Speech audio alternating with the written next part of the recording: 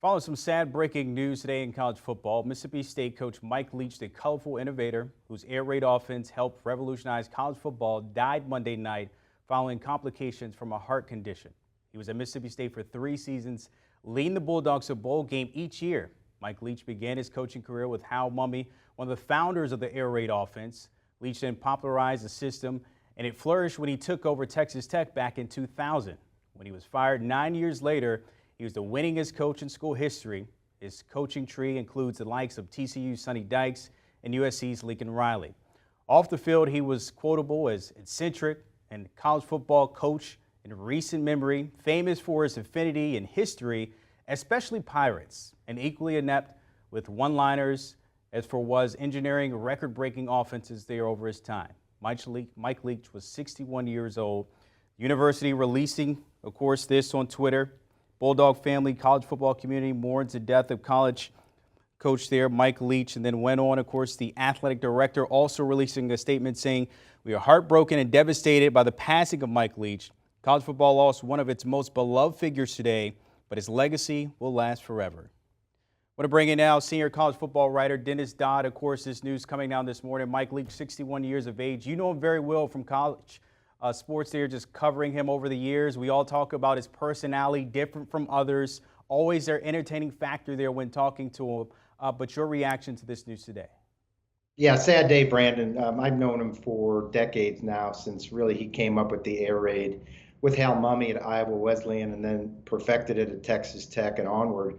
A giant in the game formationally. We know that about the air raid. You just talked about his tree, his coaching tree, his player tree, but just such a great figure. The Swing Your Sword book with Bruce Feldman kind of labeled him the pirate. He embraced that. He had a statue of a pirate in his office. And just last week, I had texted him for help on a story, and I still have it on my phone. Sure, what do you need? And sadly, I never got back to him. It's just a sad day for football. I mean, he will live on for years in what he has accomplished. We bonded the first time I really got to know him. He was at Texas Tech, and for some reason, I criticized him. Okay, you got all these great quarterbacks, but none of them have ever made the NFL. And he called me on it. He called me up, and we got into a conversation about it. But by the end of the conversation, and this is Mike Leach, I wouldn't say we'd formed a friendship, but common ground, a camaraderie, and it went on from there. I went and visited him when his first year when he was at Washington State. He just relocated his family to Key West, and we spent 8 hours walking 5 miles around the small little island, or whatever you want to call it, at Key West. We visited his favorite haunts, Ernest Hemingway's home, southernmost point in the United States, and all these places. We're talking about a guy from Texas, grew up in small town Wyoming. Everybody in the town knew who he was. It was almost like having a celebrity, which of course he was everywhere he went. 158 wins between Texas Tech, Mississippi State, and Washington State there. When you look at his record there, we talk about the air raid. That offense, of course, has been a staple. I mentioned some of his disciples there throughout the coaching tree. How did that offense basically kind of take off with his leadership over the years? Well, the basic idea, Brandon, was instead of playing football in a box and, beating people up inside that tackle box, why not spread it out? Why not have the receivers line up 3 feet from the boundary and force the defense to cover them? Why not have your splits in the offensive line, guys lining up a yard apart in the offensive line? So you're basically asking the defense, okay, you can go out there and cover those guys, and we're going to run it, on the edge or up the middle because you're short there. Or you can bunch up in the middle and get physical, and we've got these greyhounds on the side, and we're going to beat you all over the field. That was the first time I remember seeing an empty backfield, 5 receivers from his air raid offense going back and forth across the field, and it was hard to stop. You see it today in Patrick Mahomes and Andy Reid, what they run. I would dare say that every college team in the country except the service academies has concepts of Mike Leach's air raid in it. And it came about because of that. Obviously, it worked at Iowa Wesleyan with Hal Mumme. And the air raid name came about because at the end of each period, a siren would sound. And it sounded like an air raid, like bombers coming over the field. And so at one time, somebody said, no, that's not an offense, that's an air raid. And it stuck. It stuck. We always talk about coaches and that signature win. I want to go back to 2000, and you know where I'm going here with Graham Harrell as a quarterback, Michael Crabtree back in his Texas Tech days. What do you remember about that? That was one of the most iconic moments when they were #1. You saw that in the top 10 in the country, and then here it is, Harrell to Michael Crabtree. What do you remember about this game and maybe the stable here for his career? Well, that was the high point, 2008. I believe it was on a Thursday night, maybe it was a Saturday night, but everybody in the country was there.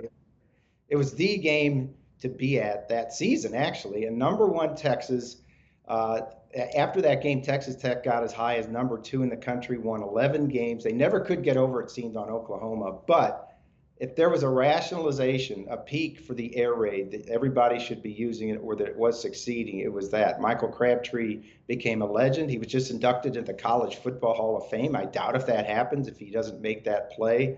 And Graham Harrell, I talked about his quarterbacks. Graham Harrell, now an accomplished offensive coordinator, been at several schools in college. Lincoln Riley. Lincoln Riley was a guy I was talking to in 2009. Just remember, a year after that, when Mike Leach got fired because he had locked a player in a room and accusations of player abuse. And Lincoln Riley was giving me information from behind enemy lines about what was going on. And to this day, Mike Leach was talking about the money that Texas Tech owed him. He was a flawed guy. He wasn't perfect. Just last week or a week or two ago, a player who had transferred from Mississippi State was criticizing him for criticizing the player. But that's what Mike Leach did. He didn't back down. He was a guy who loved travel. He would go in detail on, one year he went to Croatia, and he went in detail with me on 20 minutes on how great Croatia was. So he was well-read, well-rounded, and deep down in his heart, a really great guy and fantastic coach. Led all those teams to 19 bowl games. Realistically, Dennis, of course, Mississippi State, they do have a bowl game January 2nd. I'm curious, I know it's still too soon, but where do they go from here as they try to find somebody else to step in, at least for the interim here when it comes to that bowl game? Yeah, really tough. Defensive coordinator Zach Arnett, who I've got to think will be a candidate for this job. He's one of the best defensive coordinators in the country. Young guys leading the team for now. And sadly, Mike Leach had just turned this program around in year 3 at 8-4. This is to be their best record they had under Mike Leach. And I think if they get to 9, that would be fantastic. Their quarterback, Will Rogers, led the SEC in passing. He threw more passes than anybody in the country, 566. So that, who would be surprised at that? So the air raid at the end under Mike Leach was just doing it again at Mississippi State. Dennis, before I let you go, I just looking at his coaching tree, of course, I mentioned some, but Dave Aranda at Baylor. You got Neil Baylor, West Virginia. You got Sonny Cumbie at Louisiana Tech. Sonny Dykes, I mentioned there. Cliff Kingsbury, of course, in the NFL with Arizona. What will his legacy be here, of course, based on what we've seen in his career at the age of 61? Those guys transforming the game offensively, forcing defenses in the NFL and college to match up. It became imperative for defenses to get players who could tackle in space. And that's why you still see the air raid around, but teams have reacted to it. I would also look at Josh Heupel. I started to think of him the other day. The first time I met Mike Leach, he was sitting in his office at Oklahoma in 1999. He was eating out of a bag of Hardee's. And at the same time, he had his remote and he was going back and forth looking at game film. He couldn't care less if I was there. I got the interview, but that was a guy that could multitask. And he coached Josh Heupel. The concepts he left after that year in 99, he went on to go to Texas Tech in 2000, endured all those years with Bob Stoops at Oklahoma. Josh Heupel went on to lead Oklahoma to a national championship in 2000. He coached a Heisman winner in Sam Bradford in 2008, the same year that Mike Leach had that great game against Texas. And then now at Tennessee, one of the National Coach of the Year candidates, still using the concepts. I saw the game against Alabama, still using the concepts that he learned under Mike Leach as a player. Of course, as you mentioned, that is still embedded in the league, not just in college football, in the NFL as well. Appreciate your time, Dennis Dodd, on that breaking news of Mike Leach passing at the age of 61 last night with his family there. And again, of course, you look at the numbers, they just add up. 158 wins in 21 seasons with 3 schools. You don't see that too often. I think actively he's 6th among Power 5 coaches But it just wasn't what he was doing on the field with those players, but also we've seen the fun, the antics there when it comes to the quote-unquote the pirate, always his historian buff there, something you don't see with coaches in college football. I think that's what us being in the media, interviewing coaches, being around them, that's one thing that will certainly stick with you. He was always good for a soundbite, always one to be lively, to say how he was feeling, and to just give life to the outside aspect of football. I had a chance to speak to Ken Wilson, who's in Nevada, of course, one of the coaches in his coaching tree out there in the Mountain West. And he mentioned a couple weeks ago, he always tells a story about Mike Leach, how, randomly he would never really actually coach the guys during the week. He would allow his assistants to do so.